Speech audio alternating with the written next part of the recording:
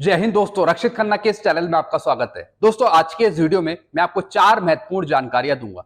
सबसे पहली जानकारी मैं आपको दूंगा स्पर्श के रिगार्डिंग। अगर स्पर्श में आपको कोई दिक्कत आ रही है तो आप ऐसी कौन सी जगह जाएं जहां पर आपकी प्रॉब्लम सॉल्व हो जाए, इसके बारे में आपको जानकारी दूंगा। अगली जानकारी मैं आपको दूंगा, स्पर्श पर बहुत से पेंशनर माइग्रेट हो गए हैं। बहुत से पेंशनर हो गए हैं, लेकिन जो पेंशनर स्पर्श में माइग्रेट नहीं हुए हैं उन्हें क्या करना है, इसके बारे में आपको जानकारी दूंगा। अगली जानकारी मैं आपको दूंगा जॉब के बारे में। अगर पूर्व सैनिक की डेथ होती है तो क्या बच्चों को जॉब मिल पाएगी, इसके क्या रूल है, इसके क्या क्राइटेरिया है, ये मैं आपको समझाऊंगा। लास्ट जानकारी मैं आपको दूंगा एवरेज के बारे में। ओआरओपी 3 में एवरेज यूज हो रहा है, तो क्या एवरेज सही है आपके लिए या फिर कोई दूसरा फॉर्मूला एडॉप्ट होना चाहिए, इसके बारे में भी आपको जानकारी दूंगा। तो दोस्तों, ये चारों जानकारियां आपके लिए बहुत महत्वपूर्ण है, इसलिए इस वीडियो को आप शुरू से लेके आखिरी तक देखेगा और अपने ग्रुप में भी शेयर कर दीजिएगा। वीडियो में आगे बढ़ने से पहले एक छोटी सी अपील कर रहा हूं, अगर आप पहली बार मेरा चैनल देख रहे हैं या फिर ये वीडियो देख रहे हैं तो आप मेरा चैनल सब्सक्राइब भी कर सकते हैं, जिसका नाम है रक्षित खन्ना, क्योंकि ऐसी जानकारियां अक्सर आपको मिलती रहती है इस चैनल के माध्यम से। और पेंशन से जुड़ी जो प्रॉब्लम आती है उसका भी सोल्यूशन किया जाता है बीच बीच में। चलते हैं दोस्तों, आगे बढ़ते हैं। सबसे पहली जानकारी, पेंशनर या फिर फैमिली पेंशनर डीपीडीओ जाकर भी स्पर्श से जुड़ी समस्याओं का समाधान करा सकते हैं। अगर स्पर्श से जुड़ी आपको कोई समस्या आ रही है, चाहे आप पेंशनर हो या फिर फैमिली पेंशनर हो, तो आप डीपीडीओ जाकर भी अपनी स्पर्श से जुड़ी समस्याएं सुलझा सकते हैं। दोस्तों, इसमें सबसे ज्यादा इंपॉर्टेंट है, एक तो डीपीडीओ हो गया, दूसरा हो गया स्पर्श का सर्विस सेंटर या फिर हो गया common service centre. Cyber cafe दोस्तों आप मत जाइएगा, क्योंकि जो वहां पर बैठे हैं वो कोई स्पर्श के बंदे नहीं है, वो अननोन पर्सन है। हो सकता है कि आपका वो डाटा कहीं लीक करवा दे या फिर कुछ हो जाए, तो आप साइबर कैफे मत जाइए। या तो आप घर से भी कर सकते हैं अपडेट, या फिर स्पर्श सर्विस सेंटर जाइए, या फिर डीपीडीओ जा सकते हैं, या फिर आप कॉमन सर्विस सेंटर भी जा सकते हैं। जी हाँ दोस्तों, यहां पर जाके आप अपनी स्पर्श से जुड़ी समस्याओं को सुलझा सकते हैं। और दोस्तों, डीपीडीओ भी नए नए जगह खोले जा रहे हैं कई कई सिटी में, तो वहां जाकर भी आप अपनी स्पर्श से जुड़ी समस्याएं सुलझा सकते हैं। वहां पे भी कई अधिकारीगण कर्मचारी बैठे होंगे जो आपकी समस्या सुनेंगे। चलते अगली जानकारी की तरफ। स्पर्श पर 30,41,803 पेंशनर माइग्रेट हो गए हैं। धीरे धीरे आपका माइग्रेशन बढ़ ही रहा है। अभी 30 लाख हुए, फिर 30,50,000 होंगे, ऐसे 31 लाख, 32 लाख, धीरे धीरे सभी को होना है माइग्रेशन स्पर्श पे। जिनका माइग्रेशन अभी तक नहीं हुआ तो उन्हें क्या करना है दोस्तों? उन्हें एक चीज करनी है, अपना फोन नंबर, ईमेल आईडी, आधार नंबर, पैन नंबर, ये सब कुछ आप अपडेट रखें बैंक में, ताकि जब आपका डाटा बैंक से निकलकर स्पर्श पे जाए तो स्पर्श पर भी वो पूरी तरह से अपडेट हो जाए। तो बैंक में आपको सभी चीजें अपडेट रखनी है। जिनका माइग्रेशन नहीं हुआ, पैन नंबर, फोन नंबर, आधार, सब कुछ आपको अपडेट रखना है बैंक में। और अभी फिलहाल आपको कुछ करने की जरूरत नहीं है, क्योंकि जो भी माइग्रेशन है वो एक ऑटोमेटिक प्रोसेस है, अपने आप आपका माइग्रेशन हो जाएगा बैंक से निकलकर स्पर्श पे। तो अभी फिलहाल आपको कुछ नहीं करना, बस जो मैंने आपको चीजें बताई, फोन नंबर, पैन नंबर, आधार, ईमेल आईडी, सब कुछ आप अपडेट रखें बैंक में। चलते अगली जानकारी की तरफ। पूर्व सैनिकों के बच्चों को मिलेगी नौकरी, जॉब। क्या दोस्तों ऐसा कोई क्राइटेरिया है जिसमें पूर्व सैनिक की डेथ के बाद बच्चों को जॉब मिल पाए?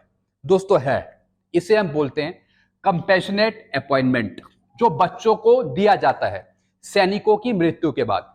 सबसे पहली कंडीशन है, अगर सैनिक की इन सर्विस डेथ हुई है, जॉब के दौरान अगर डेथ हुई है, तो बाद में बच्चों को जॉब दी जाती है। तो बच्चों को यहां पे इंतजार करना पड़ता है जब तक कि वो नाबालिग नहीं होते, जब तक वो अपनी पढ़ाई पूरी कर सकते हैं।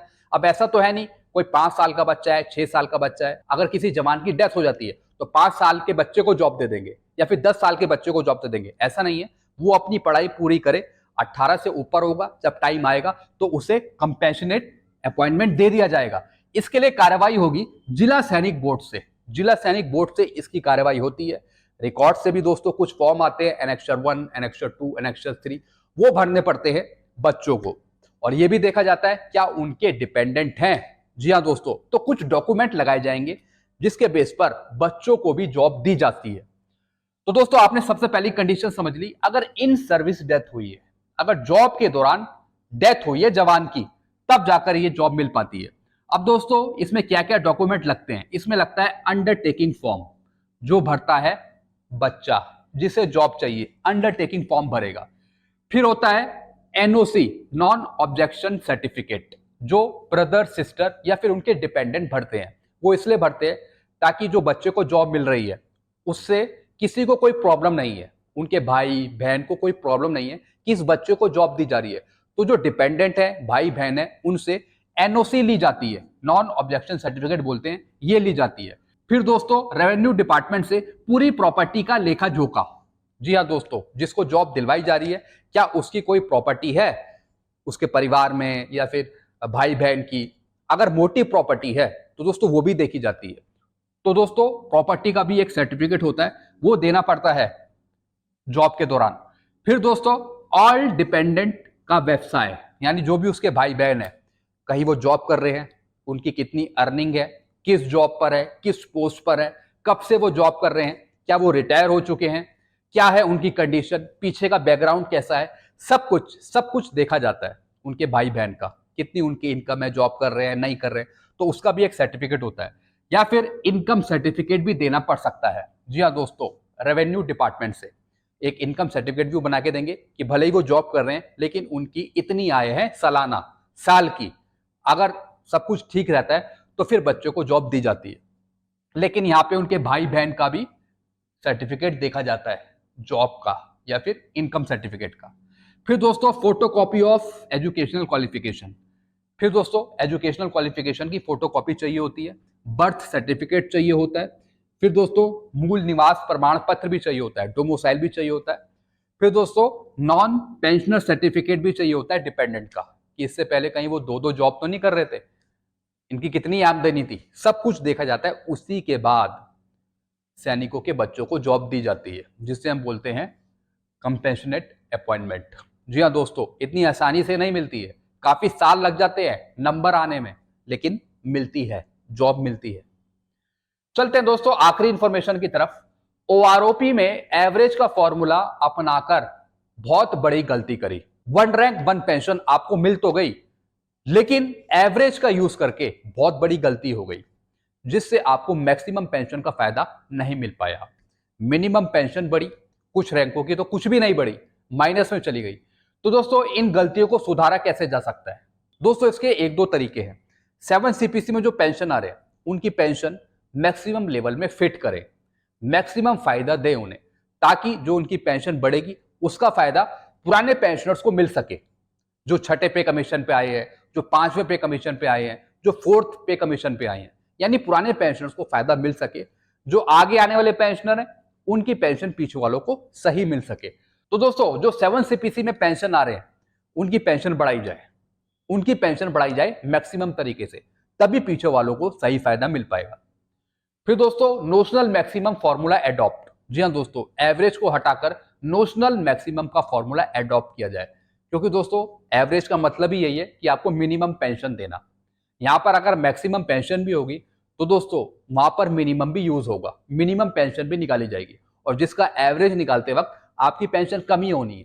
तो इसलिए नोशनल मैक्सिमम यानी मैक्सिमम का ज्यादा फायदा यहाँ पे दिया जाए रैंकों को, ताकि उसका फायदा पुराने पेंशनर्स को मिल पाए। तो दोस्तों ये कुछ फॉर्मूले हैं जिसके बेस पर पुराने पेंशनर्स को लाभ पहुंच सकता है।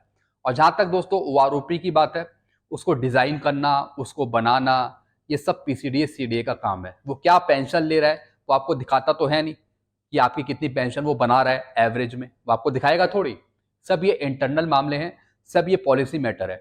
सिर्फ आपको एक टेबल दे दी जाती है कि भैया आपकी इतनी पेंशन है, अब उसमें क्या गड़बड़ी हो रखी है, क्या एवरेज लिया, क्या मिनिमम लिया, क्या मैक्सिमम लिया, इसका किसी को कुछ अता पता नहीं रहता। ज्यादातर पेंशनर्स को ये तो हम खोजबीन करके अपना दिमाग लगा कर ही उन चीजों तक पहुंच जाते हैं कि वाकई में ये कुछ गलतियां हुई है, लेकिन दोस्तों पेंशनर के लिए समझना यहाँ पे थोड़ा मुश्किल होता है।